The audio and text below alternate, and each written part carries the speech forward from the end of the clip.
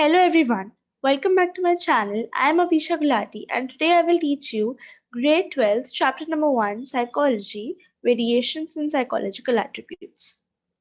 Now psychology का ये first chapter है and इस chapter में we will talk about how human beings are different from each other. No two human beings are the same. We will talk about individual differences. We will talk about the attributes of human beings like personality, intelligence, aptitude, interest. We will be focusing mostly on intelligence and we'll talk about what are the different theories of intelligence and how is intelligence related to different aspects of life. Now let's get started. Okay, before we start reading this chapter, we should first understand what do we mean by the name of this chapter, variations in psychological attributes. So this chapter is basically talking about the fact that we as humans are different from each other. Each and every individual has different qualities, has different characteristics, has different attributes. And though individuals are similar in the mental processes they engage in, for example, memory, cognitions, they are similar processes that everybody is engaging in. But all these individuals are different because of their attributes. So even though they engage in similar processes, they are different because of the variations in their psychological attributes, variations in their characteristics. For example, some people are very creative, some people are very analytical, some people are tall, some people are short if we talk about physical characteristics. So this is a brief introduction. Now the first topic of this chapter is individual differences in human functioning. Now why are variations important? ये जो world है इसमें हर इंसान एक दूसरे से अलग है. Every species is different from other. Every living organism, non living organism, everything is different. Why is it different and why is it important to be different? Firstly, variations add color and beauty to nature. So variations add color and beauty to nature. And a very beautiful example given in the book is that if we imagine the world to be entirely blue or entirely green or entirely red, we would not enjoy living in that world. But if we see different aspects of the world, or if we see that the world is colorful, the world has different things, then we will enjoy living in this world because variations is what makes us beautiful. If everybody will start becoming a psychologist, or if everybody will start becoming a doctor, or if everybody will start opting for science in their grade 11th and 12th, then how will we perform different jobs and different occupations related to commerce and art, related to other sector in the society? The society needs a wide variety of people, and and even on a personal level, every person is different, and this variation makes us unique. अगर सब लोग एक जैसे होंगे तो फिर अगर दो लोग एक दूसरे की एग्जैक्ट कॉपी होंगे तो फिर जो दूसरा इंसान है उसका role in the society is questionable, right? So variations are very important. Now variations take place in both objects as well as people. So like objects, people do possess different combinations of traits. For example, people possess two types of traits. So variations can be in two types. Variations can be in the physical characteristics of a person, and variations can be in the psychological aspects of the person. For example, if I talk about two friends in the same batch. So two friends or two classmates in the same batch. One is tall, one is short, one has gray hair and the other has blonde hair, or one has black hair, other has blonde hair. One has blue eyes and the other has black eyes. So these are variations in the physical characteristics. So the physical characteristics of the person varies. इसका मतलब है उन दोनों के physical characteristics जो हमें दिख रहे हैं, बाहरी कैरेक्टरिस्टिक्स है जो, they are varying in nature.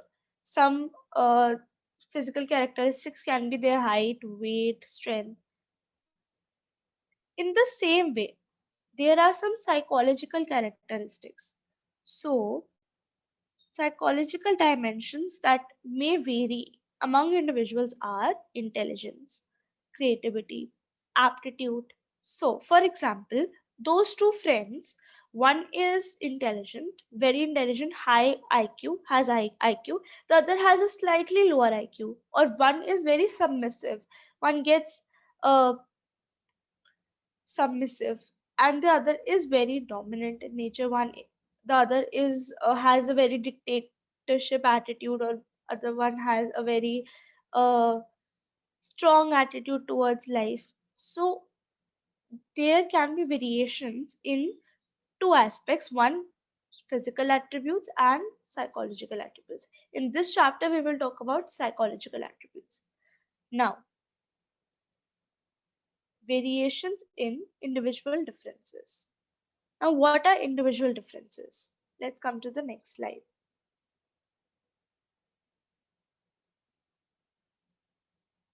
Okay. Now, every person has different traits that exist in a varying degree. Every person has different traits that exist in varying degrees. For example, a person can be creative, introverted, submissive, and a little aggressive all at the same time in varying degrees. So I'll give you an example. If my degree of aggression is a little low, so if my degree of aggression is little low and my degree of introversion is high and my degree of submissiveness is low, so there can be another person whose degree of aggression is higher but degree of introversion is higher as well, but degree of submission is lower.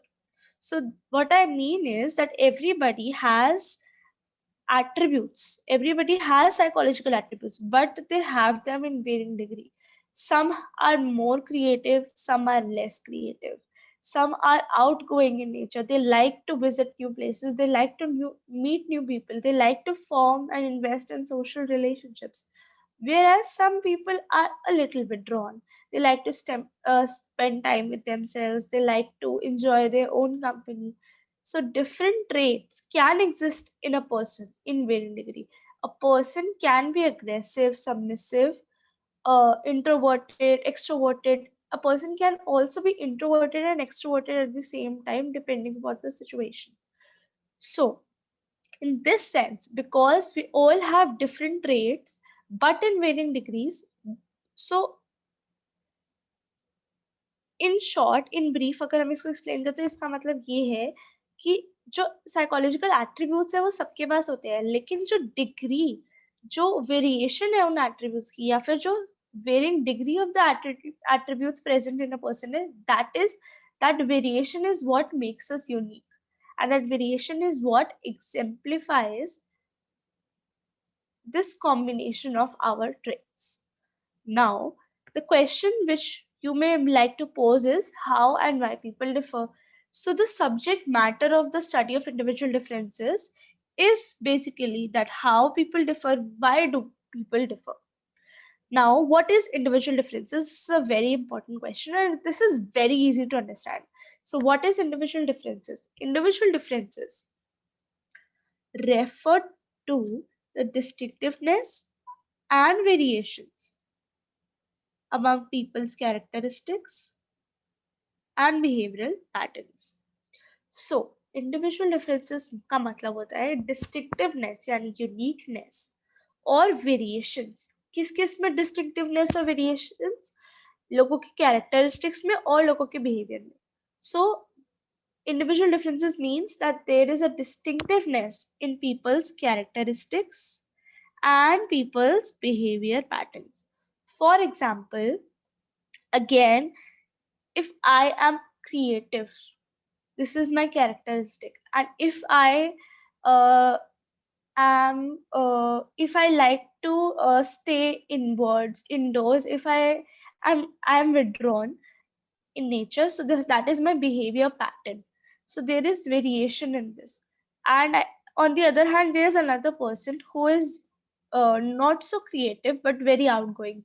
So you can see this variation, this farak, this variety in both of our characteristics and behavioral patterns. Now, the question comes in that we have variations, we understood. Okay. But why are these variations? So, why do these variations exist? Or what are the causes, or how can we explain these variations? What are the factors that are influencing these variations? हम इतने different क्यों हैं? Now, this question was also asked by psychologists. So, what different psychologists told, or what different psychologists stated, was that human beings have individual differences because of mainly two reasons. One is because of their personal traits, personal traits, and the other is because of situations. I'll give you an example. Now, for example, a person is very aggressive in nature and the person has difficulty in expressing his or her emotions. So the person is very aggressive. Why he or she is aggressive? Maybe because that is his or her trait, that is his or her characteristic. And the other reason could be the situations that surround that person. So whatever we behave, our behaviors are influenced by either our personal traits or our situations. Another example is that during the pandemic, COVID-19 pandemic, most of us have to and we should stay indoors. But an outgoing person finds it very difficult to stay indoors. Still, that outgoing person is staying indoors. So, the behavior of that outgoing person to stay indoors is caused due to the situation. The person cannot control the situation. Though the person's characteristic or trait is to go outdoors to enjoy people and enjoy the company of others, but the person's situations have caused him or her to behave in a very withdrawn state. Now, while some psychologists believe that our behavior is influenced by our personal traits, जो हमारी qualities हैं, जो हमारी characteristics हैं, what is trait? Basically the characteristics. What are attributes? The characteristics of a person. So जो भी characteristics है उसकी वजह से हम ऐसा behave करते हैं जैसा हम करते हैं behave. But other psychologists believe that behaviors are influenced by situational factors. So the second approach is called situationism. What does it say? Situationism says that situations and circumstances have the power to influence one's behavior. A very good example given in a NCRT is that a usually aggressive or dominant person behaves in a very submissive manner in front of his or her top boss. Another example in a classroom situation could be a very aggressive or very outgoing student might behave in a polite manner in front of his or her teachers. Or another example, a very a very submissive person, very introverted, and a person gets scared and anxious in most situations, uh, and who has a low self-esteem. Just for an example, a person with all these qualities, or a person who is very lazy, and a person who does not like to move around, might or may, or actually the person will surely run till his or her best if the person faces a situation of fire. So for example, a very lazy person, the house of that very lazy person catches fire, that very lazy person, irrespective of his or her laziness or irrespective of his or her traits, will do his or her best to run and save himself or herself or themselves from the fire, as well as to escape and to quench the fire. So, irrespective of our personal traits, sometimes situations are so powerful that different people with different personal traits tend to respond in the same way. Different people, for example, another example, different people during the coronavirus pandemic with different traits. Some are creative, some are submissive, some are outgoing, some are analytical. Any trait you say, different people with different traits reacted in a similar way. That reaction was of initial fear, then the reaction was acceptance, then social distancing, whatever the behaviors they are taking place. So different people can react to similar ways, they can react in similar ways. This tells us that situationism is very powerful. Now, this line is very important, which is this also comes for one marker. The situational perspective views human behavior relatively more as an influence of external factors.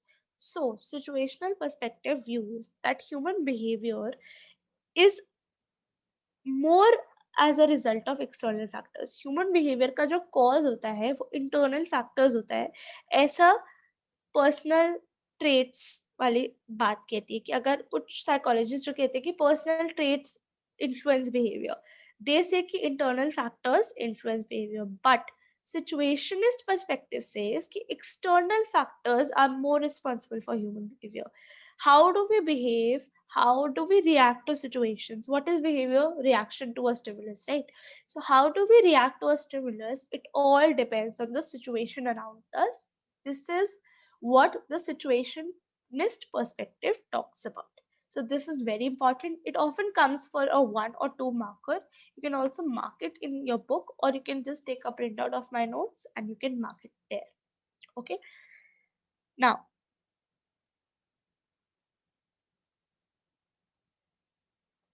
okay. Now let's move to assessment of psychological attributes. Now, what is assessment? Assessment is basically the measurement and evaluation of psychological attributes. I'll give you a very easy and short example. If you want to assess someone, we need to measure and evaluate the person. So, for example, if your teacher wants to assess your marks or your grades in an exam, the teacher will first measure and then the teacher will evaluate on the basis of that measurement. The teacher may first measure, as in the teacher may give you 20 out of 20 and then evaluate your result as A grade or B grade or whatever it is. So why is assessment important? To understand any psychological attribute, I'll give an example. To understand the intelligence of a person, we need to measure it first, right? We cannot understand or we cannot act upon the psychological attributes of a person, even if it is as simple as the reaction time, how quickly the person reacts to a stimulus. If I take a hot plate and touch it on your finger, how quickly will you react to it? And as complex and as global concepts like happiness, how happy you are, how easily you get happy, how difficult it is for you to get happy. These concepts, from ranging from as simple as reaction time to as complex as happiness, all these psychological attributes have to be assessed first in order to take any further step in psychology. Now, assessment is the first step in understanding a psychological attributes. And any attribute will be said to exist only when it can be measured using scientific procedures. For example, if you say, now NCRT has a very beautiful example, if you say Harish is a person who is dominant. Now, this statement is based on your personal observations. This dominance of Harish will only be said to be his attribute. हम तभी बोलेंगे कि dominant ये dominance Harish का attribute है जब we can measure it using scientific procedures. And what are these scientific procedures? Basically psychological assessment. So any attribute will be said to exist only when we can measure it using scientific procedures. Now, assessment of psychological attributes can be formal. Assessment of psychological attributes can be formal and informal. Now, what are these two? I'll give you an example to explain this. Now, imagine two situations. In one situation, you look at a person uh, going in the street. You are in the street and you'll see a person who is wearing very shabby clothes and who is not in a very well-groomed position. So you assess that person on just one superficial look or on based on your personal subjective judgment. You say that this person looks very poor and this person might be depressed. So you look at that person and the person seems sad to you and you make an assessment that the person might be depressed. Now, the second situation is that there is a psychologist and the psychologist sees that same person. So the psychologist reaches out to that person. The psychologist takes a well scientific diagnosis of that person. The psychologist takes an interview of that person and then the psychologist assesses that this person is not depressed but this person is experiencing mild forms of anxiety. Now in these two situations, the first situation where you make a judgment based on your subjective interpretations, जब आपने बस एक informal way में judge कर लिया एक person को without any psychological or without any professional training, that the first assessment is informal assessment. So informal assessment is very subjective in nature. Subjective means something that differs from situation to situation. तो जो पहला informal assessment है वो अगर दो लोग करेंगे तो दो लोग की assessment different हो सकती है.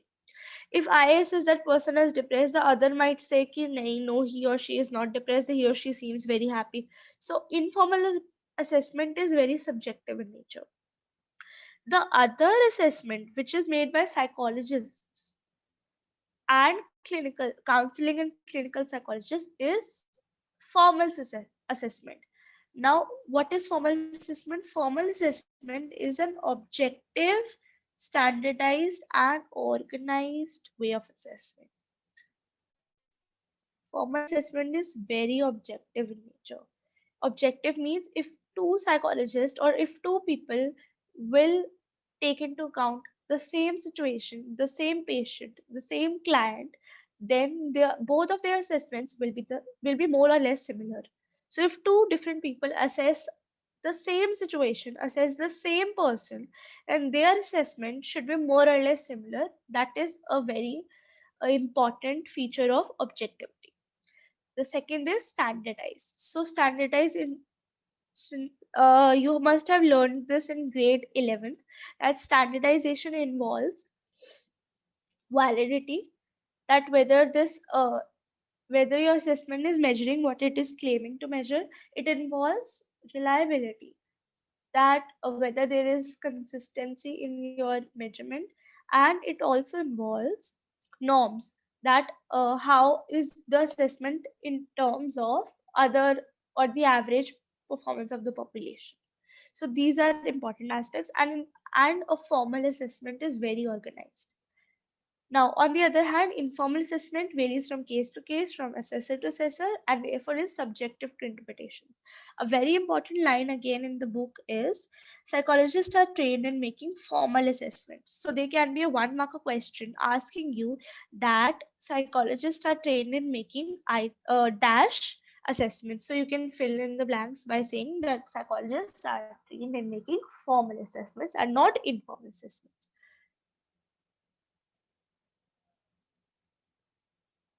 Now, the attribute chosen for assessment depends on your purpose.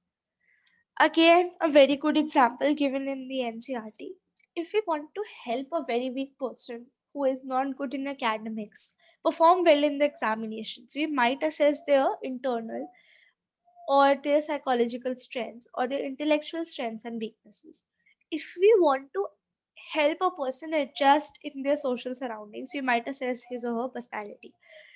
Now, what psychological attributes do we assess depends on what is our purpose. If our purpose is to guide that person, if our purpose is to treat or make create a clinical diagnosis, if our purpose is to help the person get a placement, or if our purpose is to just take a brief check on the attributes of a person, if our purpose is to help the person gain motivation, so it depends on purpose to purpose which all psychological attributes do we choose. Another example is that if you want to help a very poorly motivated person, we may assess his or her interests and performances. Now, another very important line in the NCRT, and it often comes for one marker, and if even if it doesn't come, you should always write it in your answers. That is, psychological assessment uses scientific and systematic testing procedures to evaluate abilities, behaviors, and personal qualities of individuals. So, psychological assessment uses systematic procedures which are very organized, standardized, objective in nature to evaluate abilities, behavior, and personal qualities. So, what are the abilities of individuals? What is the behavior of those individuals, and what are the personal qualities of the individuals? These these are the psychological assessments. Psychological assessments use systematic testing procedures to evaluate abilities, behaviors, and personal qualities of individuals. So, लोगों की abilities क्या क्या है? What are their different abilities? Verbal ability, numerical ability, mm, analytical ability, different abilities of a person. What are the different behaviors of that person, and what are the personal qualities of the person? These all three things, abilities, behaviors, and personal qualities, can be explained using psychological assessments which take into account scientific testing procedures. Now, अभी तक हमने पढ़ लिया कि what is assessment, what are individual differences, what are the two main causes of individual differences. One is personal traits and the other is situations, and we have studied situationism as a perspective in brief, right? Now, what are the different assessment methods? अब बहुत सारे different assessment methods, and these assessment methods we have studied in chapter 2 psychology of grade 11th, which was methods in psychological inquiry. तो हमने उस chapter में ये सब कुछ पढ़ा हुआ है. We just have to take a very brief revision of this. So, what are the different assessment methods that are used by different psychologists? The very important and the first most important assessment method is psychological testing. Now, what is psychological testing? Basically, psychological testing is an objective and standardized measure. So, psychological testing is an examination, an assessment, a measure of the psychological attributes of a person. A very important point to remember is that all psychological tests are formal assessments, and psychological test is mostly objective, but it can also be projective. Now, what is projective? Projective assessment, projective psychological assessment. So, we will learn this in chapter number 2, and I will explain it in detail in that chapter. But to be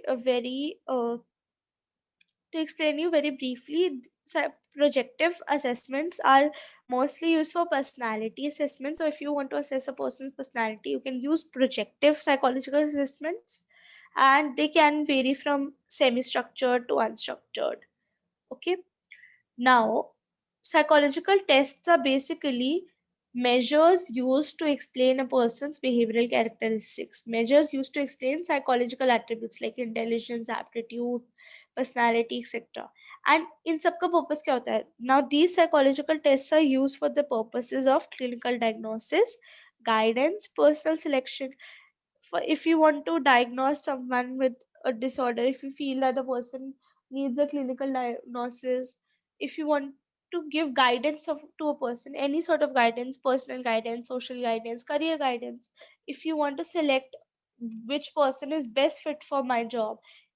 So in the army, before when soldiers join the army, whether it be the Indian army or whether it be the army of any country, mostly they go through a psychological test. In that test, they are different aspects are assessed. How is their mental strength, how is their IQ, how strong they are, how do they deal with stressful situations, uh, even in placements and training. So even if you want to train someone or if you want to give them some placements, we use psychological tests. Besides objective tests, psychologists also developed some projective techniques for the especially for the assessment of personality. So this can also come for 1 mark, but this mostly does not come, so it's okay if you even if you forget this point. Now we have studied psychological tests. The second very important method of assessment is interview. Now, whenever a client comes to a psychologist, the first thing that the psychologist does is the psychologist uh, does a psychological interview. The psychologist asks the client, what are your details? What are your personal details? The psychologist asks the client, how are you feeling today? The psychologist takes an interview of the client. What is an interview? Interview is basically a verbal interaction between the respondent and the psychologist or the therapist, involving seeking information from the client. So, as per NCRT, it's written that interview involves seeking information from a person on a one-to-one basis. Now, some examples of interview are just random interviews, informal interviews. We are talking about here. A salesperson comes door to door, asks which soap or shampoo do you use. That is an interview. If an employer asks you why should we hire you, that is an interview. If a journalist asks some politicians what all steps are they taking for the development of the country, that is also an interview. So these all are examples of interview. The third psychological assessment method that we come to is case study. Now, sometimes there are some individuals or there are some situations that are very unique in nature, and we need a different method to study them because they are very unique, they are very complex, and they are very different, and they vary a lot from others, and we need a very specific method to study them. So case study is an in-depth method to study an individual or to study a situation or to study a group or an organization, anyone, on the basis of their psychological attributes, their psychological history, their psychosocial and physical environment. So case study is basically in-depth study of a person or an incident, anything. So an example of this could be if I want to study about the effects of Holocaust. So Holocaust was basically uh, related to Adolf Hitler. If you must have studied this in history, so that would be a very particular, very specific case study that I perform. So if I can perform a case study of a few Holocaust people who have suffered through it, who are the victims of that. So that is a case study. Or if you want to study the if I want to study just a person who is going through schizophrenia, that is also a case study. So these are different examples of case studies.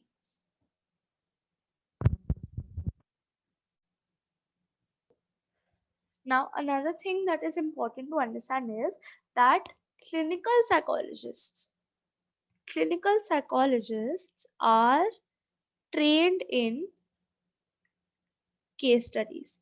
So case studies are widely used by clinical psychologists. Again, a one marker question, you can mark it in your books or notes. Also, case studies of people who are very great. So if I study the case of Rabindranath Tagore, if I develop a case study on Mahatma Gandhi, if I develop a case study on Nelson Mandela, so case study of highly illuminating people can be very helpful for the people who want to learn from their life experiences. Also, a very important point again, which you should always remember is कि in case study we use or we operate our case studies on data which is collected using different methods. So if my case study is on a person who is undergoing schizophrenia, my data collected of that person will be based on my interviews, will be based on my objective observation of that person. I would also make a questionnaire.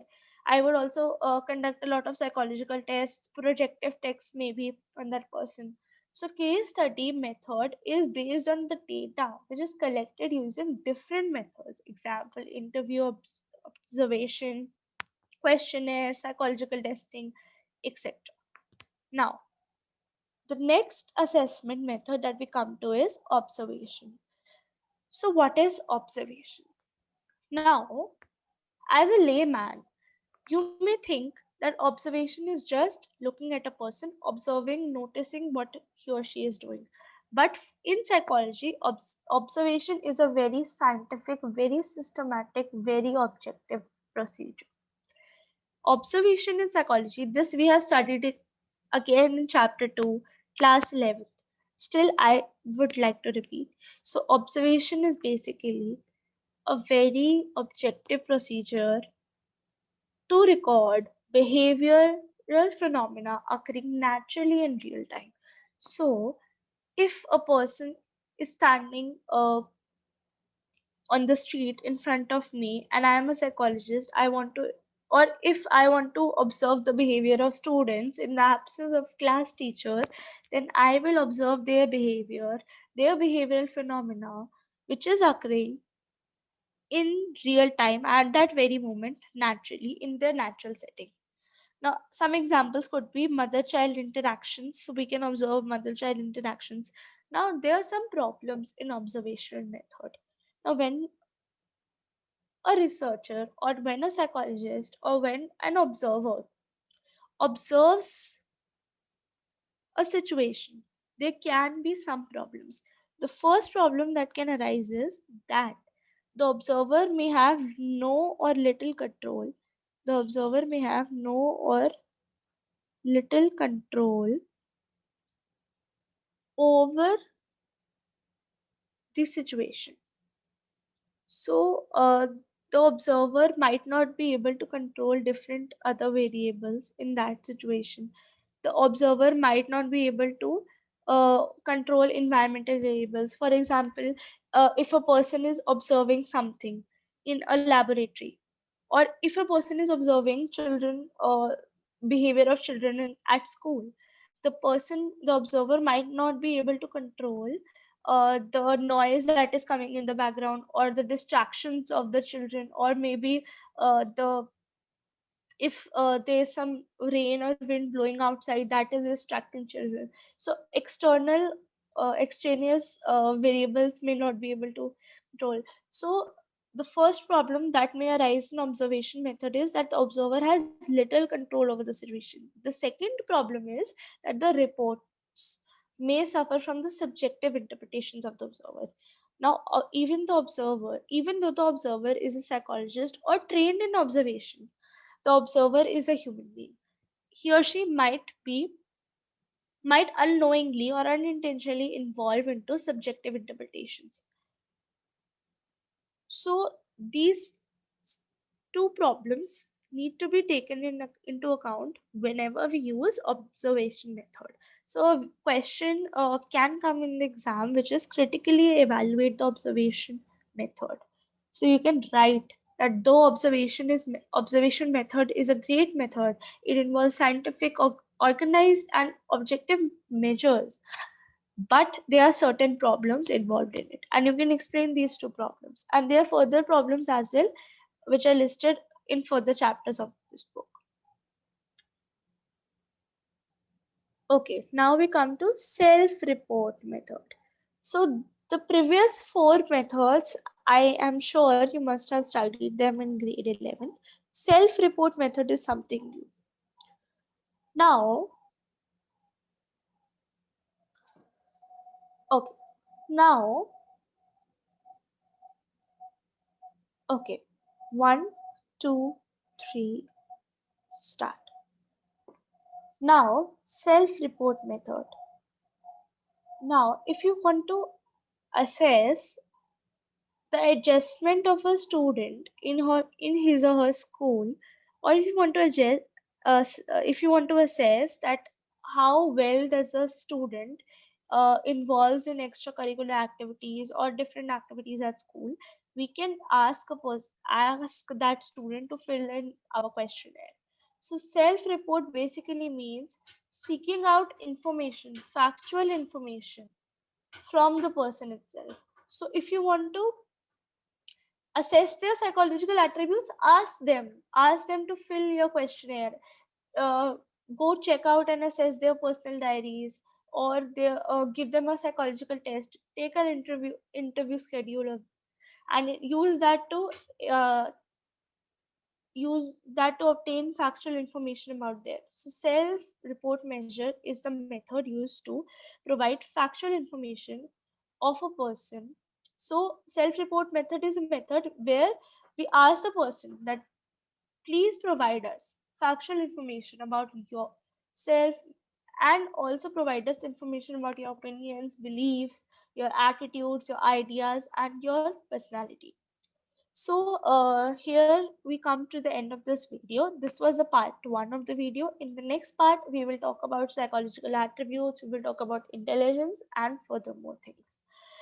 Stay tuned, and I'm sure you'll find the link of these notes in your description. ये notes मैंने बहुत अच्छे से बनाए हैं, so even if you do not take a look at the NCERT, these notes are sufficient and these notes are good enough to help you secure good marks. Also ये video आप एक या दो बार देखोगे तो आपको बहुत easily याद हो जाएगा. No need to rote learn these things. Learn definitions verbatim. It is good if you learn. If you can't learn definitions verbatim, do remember the keywords, because exam में keywords आप लिख दोगे तो भी बहुत easily आपको अच्छे marks मिल जाएंगे. Thank you for watching. Please like, share and subscribe.